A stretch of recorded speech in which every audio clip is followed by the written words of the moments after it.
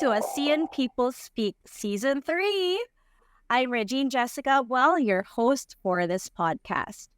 For our final episode this season, we will be joined by a distinguished guest in research and education in the Philippines.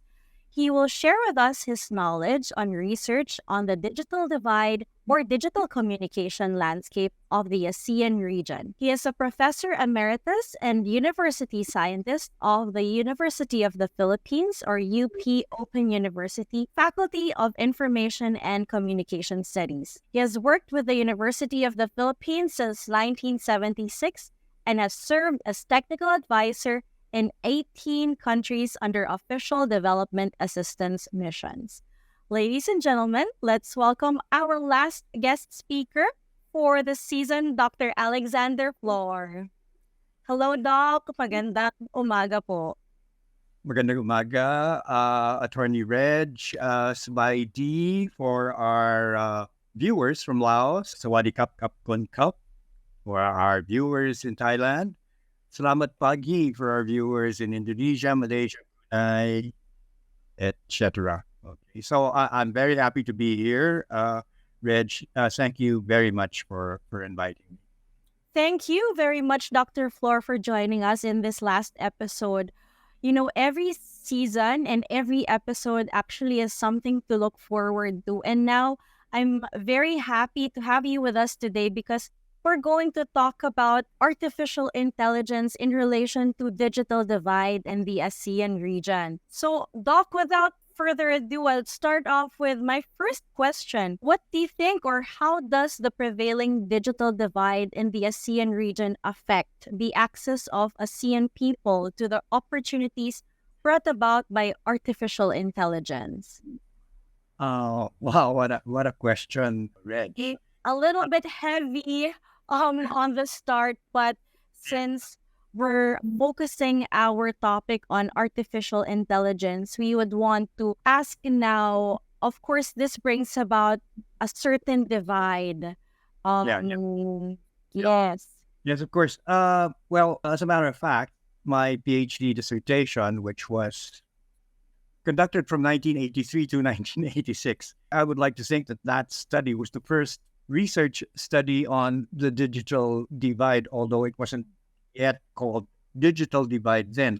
Now, the title of that dissertation was The Information Rich and the Information Poor, Two Phases of the Information Age in a Developing Country. And of course, it dealt with Philippines, the inequities among the different sectors here in our country. The term digital divide was introduced in 2000, I think, during the Kyoto Conference of G2 nations. Now, your question assumes that there is a prevailing digital divide in the ASEAN region. Okay, so is it among the countries, the 10 ASEAN states, or is it within these different states? You know, I suppose both are true. Okay, so we'll go into that in a moment. But the second part of your question assumes that there are opportunities that artificial intelligence brings. You know, ordinarily, if we observe the current discourse on artificial intelligence, much of it is doom and gloom. See, and they look into the possible ills of artificial intelligence and actually concluding, some of our sectors are concluding that the way artificial intelligence is being introduced nowadays may be a function of the ethics of our developers. Okay? Yes, we assume that you're right. We forget about this doom and gloom conversations and assume that indeed artificial intelligence could bring ASEAN peoples to a higher level of economic growth. It could bring additional opportunities. Okay, so that's fine. How does the prevailing digital divide in the ASEAN region affect the access of ASEAN peoples to the opportunities brought about by artificial intelligence? Now, I conducted a study for UNESCO a few years back, and although in general ASEAN member states are not as developed insofar as internet access is concerned compared to their Mhm. neighbors like Korea, Japan, and China, even or Australia, or even India. You know, uh, the number one ranked country in terms of internet access is found in the ASEAN, and Oh, this is Singapore, and the 32nd ranked in the world in terms of internet access is also found in the ASEAN region. That's Mhm. okay. But of Oh, course, the 139th ranked in terms of internet access is also found in here, ASEAN. and that would be Myanmar. Okay, so Mhm. there That's a is wide range of spectrum, Doc. You've mentioned from 1 to 30, 32 to 139. yes, and well, if you're interested to know the rank of the Philippines, it was 76, and Oh. by Indonesia 79, Thailand was 67. But I imagine that this ranks have changed. Recently, we were in Indonesia, and I definitely think that they could probably be in the top 10 by now because of the speed and the access and the diversity of use, as well as all the other different sectors being able to make use of it. Now, in terms of artificial intelligence, I think the greatest barrier to ASEAN member states would be the language barrier, primarily Mm. because much of the artificial intelligence platforms that are being made available now are what they call generative AI, specifically when we talk of programs such as Chat GPT. These are Mhm. large language models, and they're based on the English language and how it is used. Mm.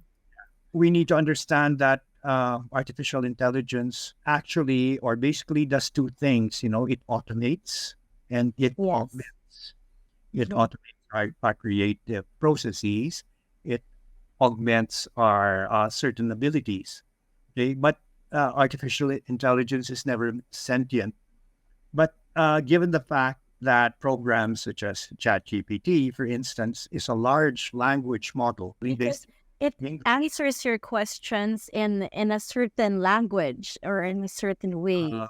yeah, the way the users of the English language compose their sentences, their messages, their paragraphs, their papers, and so on, these have certain patterns. Okay, Mm. what ChatGPT does is that it discovers these patterns and makes use of these patterns when you submit a query. Yes. Yeah. So, considering the fact that in the ASEAN region, well, we have, of course, Singapore, Malaysia, and the Philippines, whose English proficiency is quite high. And these are what you may call the professional language or the medium.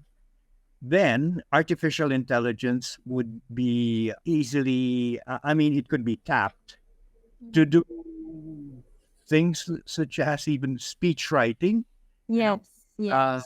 or composing business letters, Mhm. or uh, well, in the visual side of things, you could prepare artwork using AI. Yeah, well, that would be perhaps that isn't really based in the English language, so that may be tapped by Mm.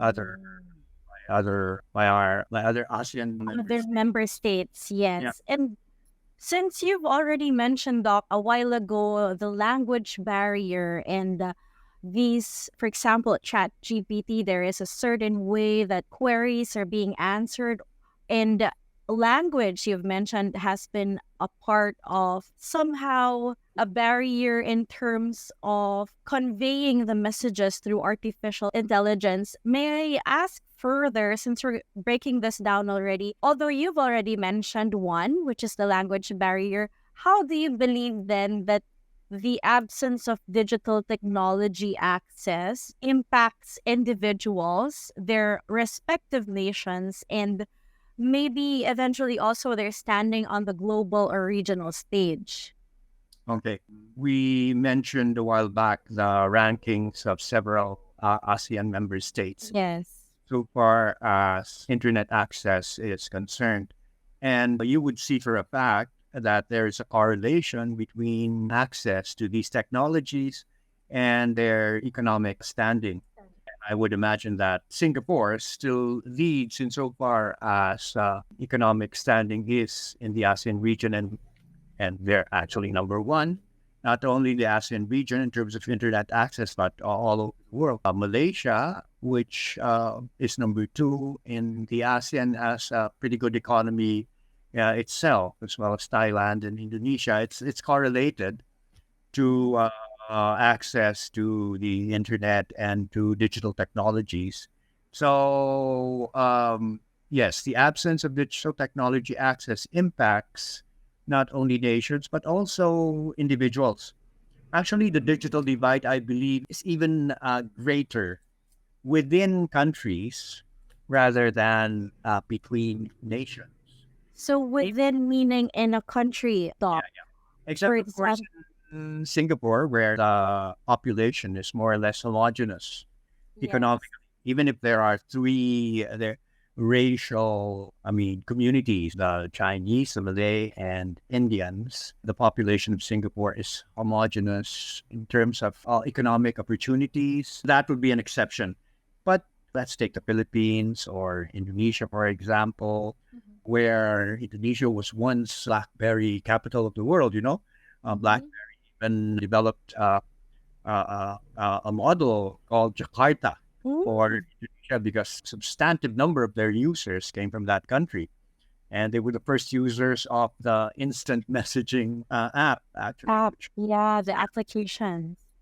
The thing is, there still are certain sectors who have no access to smartphones or to the internet. Although of course this number has minimized substantially over the years, but you see what it could do to somebody who living in a world where we do things In a like digital way, or we yeah, rely on digital technologies heavily already.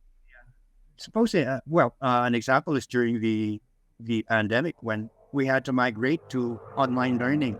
Even basic Yes. education had to migrate to online learning. And our teachers as well as students, the most accessible gadget that they were smartphones.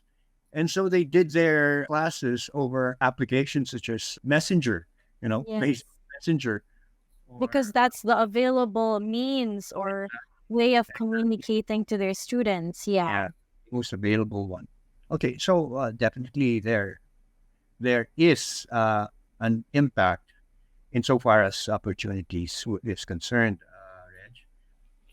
And Doc, I actually want to point out a while ago what you mentioned that other than the member states, ASEAN member states having different rankings in terms of internet access, what is more striking is the digital divide or the digital divide within the countries rather than the nations. And as you have mentioned a while ago, in certain countries which are not ranked as high as Singapore, for example, or Malaysia, you can see there that access to technology or digital technology among citizens of these countries like Indonesia or the Philippines, you can actually see or notice that not everyone has an equal opportunity in terms of using digital technology.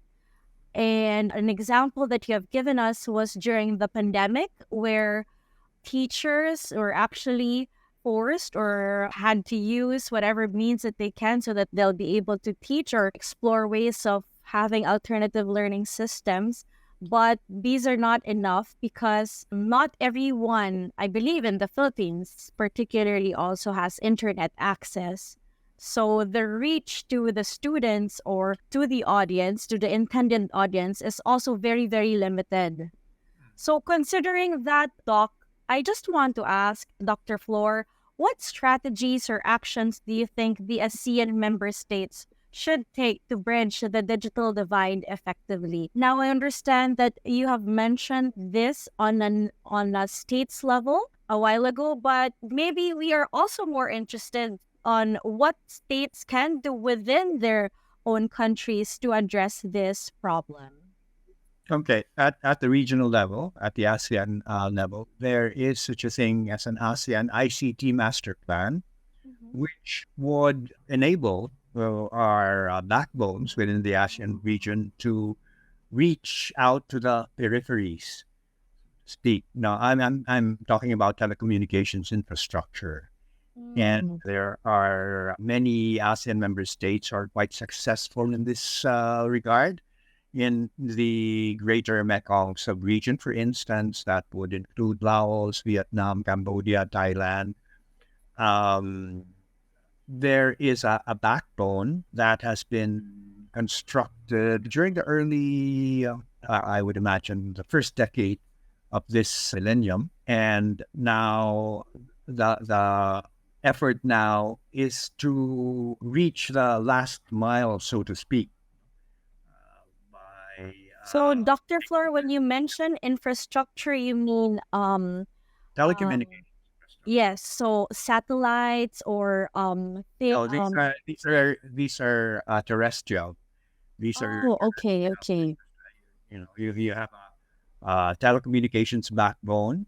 Mhm. In the Greater Mekong sub-region, I understand that this backbone stretches from Thailand to Lao PDR to Vietnam.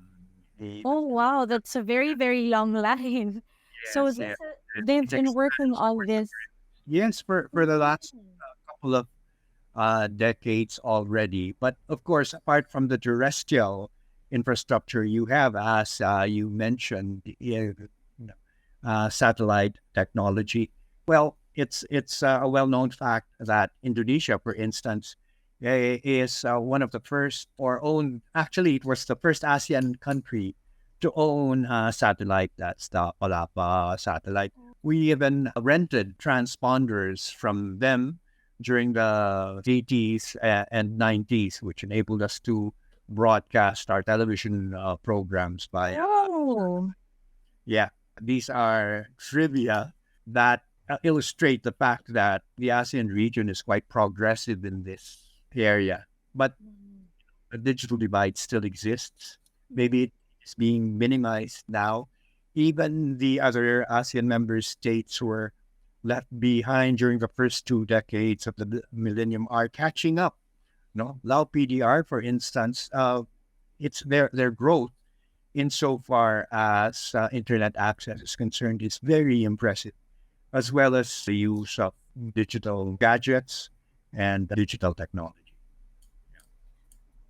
Thank you for that, Dr. Floor. Maybe as a final question, Doc, I also just want to ask since we've already mentioned developments among member states in terms of digital technology, I also just want to ask how do you think or what strategies or actions can the ASEAN member states themselves do within their own countries?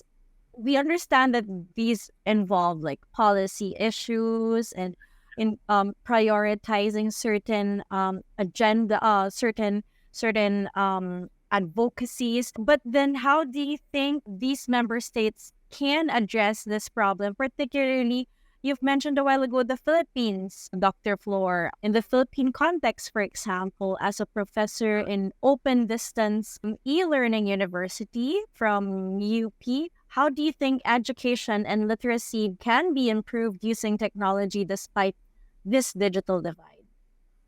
Oh, okay. Now, Attorney Reg, what I feel is lacking at the moment is enough understanding the concept of information, very basic concept of information and technologies that arise from it.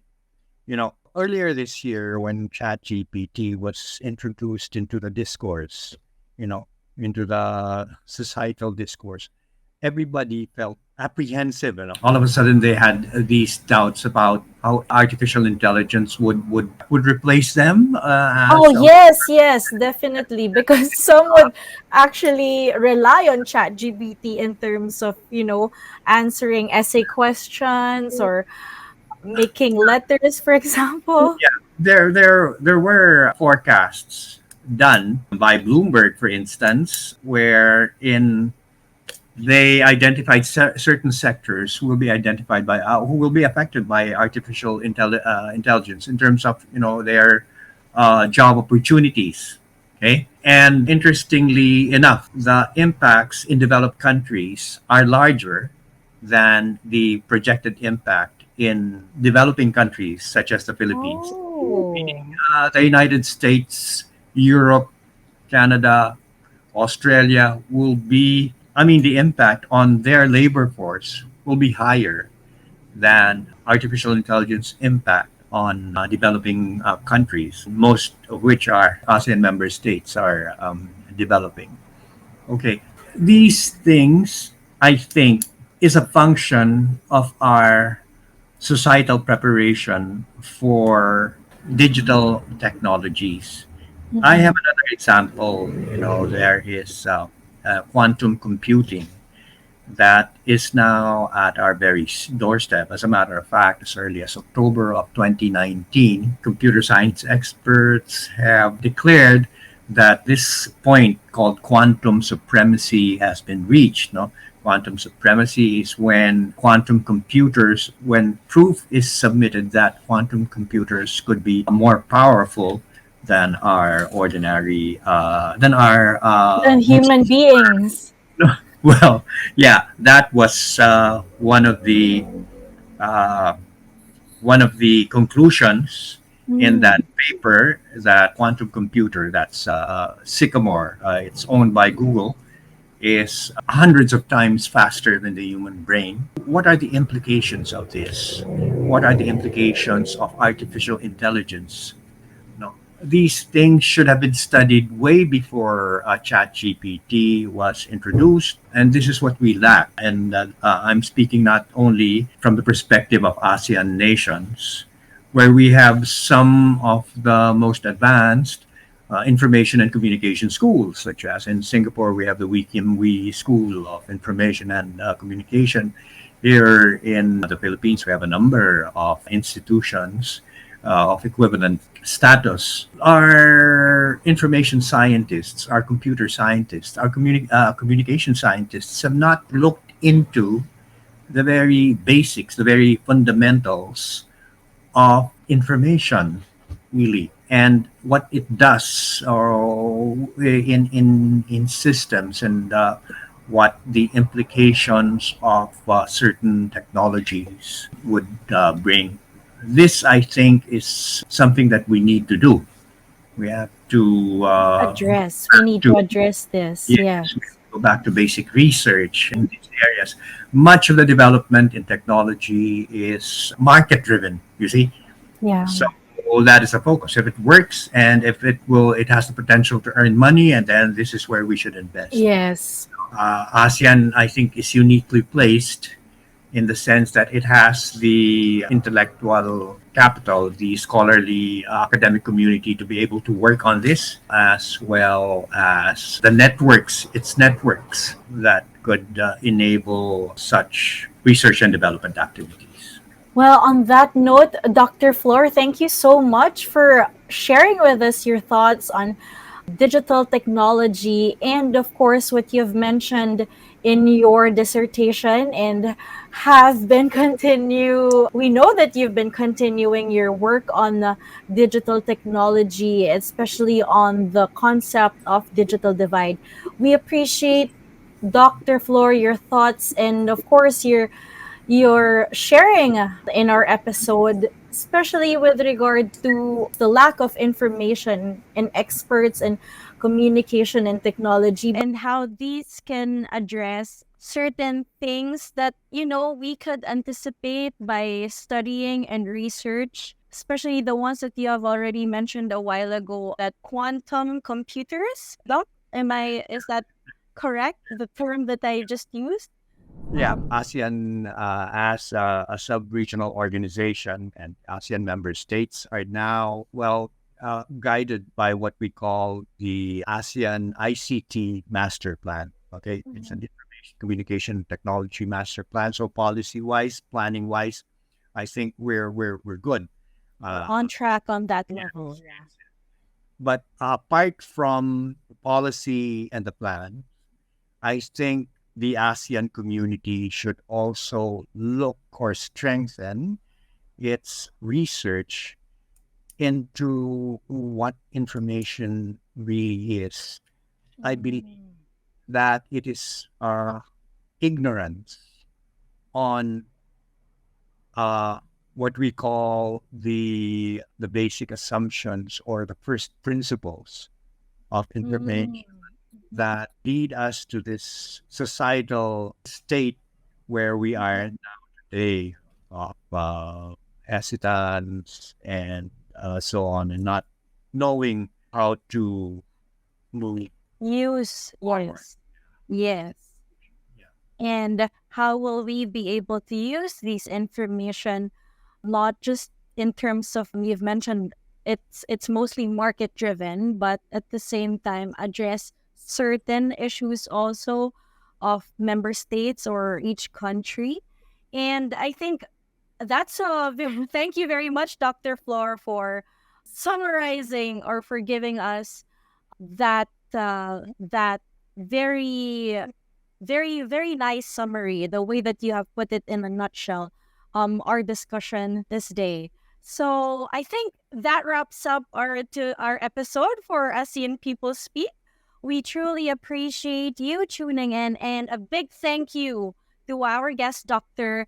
Alexander Floor, for sharing with us his insights for today.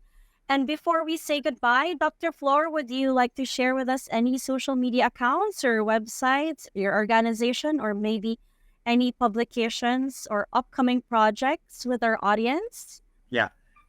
I come from the UPOU Faculty of Information and Communication Studies, and it's quite unique as a college. Since under one roof we offer information science, information systems, computer science, and multimedia communication, development communication. See, so it marries the information and communication disciplines.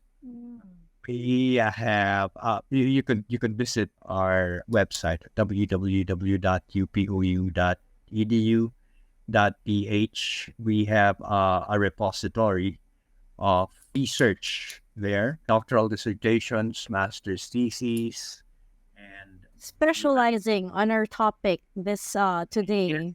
well, it encompasses these areas: information and communication studies.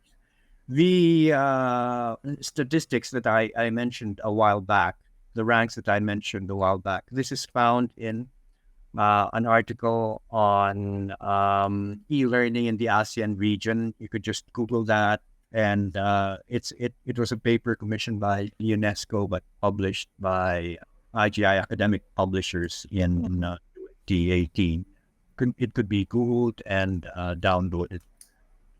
Yes, I'll probably Google that, Dr. Floor, because that's a very interesting topic that you've mentioned a while ago. And knowing these data are not just data, but they speak also in terms of how it really is having an impact in terms of the member state and how their economies are also being run, or the education level, the literacy level, the digital technology level in these member states, and then how these also are compared to other member states of ASEAN. So thank you very much for that, Doc. We'll surely um, look into that. Yes, and to all our listeners, we want to express our gratitude for your continued support throughout this season. These past 7 episodes have been an exploration and learning of the impact of technology, especially on the ASEAN region. We have talked about digitalization, artificial intelligence, and of course, human rights, and how they are all connected. We just want to say thank you to everybody, and we appreciate all our guest speakers who have joined us throughout this season. Please don't forget to hit and subscribe to our channels in Spotify, and please do hit that subscribe button on Spotify to stay updated and never miss an episode. You can also stay connected with us on Facebook, Instagram, and YouTube by following at WG ASEAN HR MEC. We are also available online through our website for more in-depth information about working group at ASEANHRMech.org. Again, thank you so much, everyone, to our lovely audience. Until next time, stay informed and stay engaged. Thank you all and have a great day ahead.